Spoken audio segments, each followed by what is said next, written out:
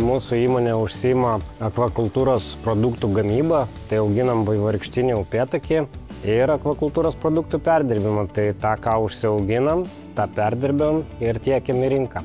Kasdieniniai darbai tai yra priežiūra, šėrimas žuvies, stebėjimas, kaip jinai maitinasi, kaip auga.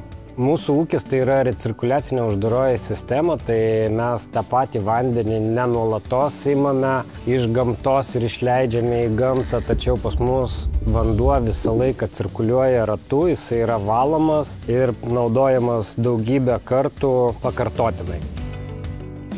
Pasaulyje sako, kad akvakultūra yra ateitis. Mūsų vizija yra paprasta. Ūkis tik tai yra verslo šaka.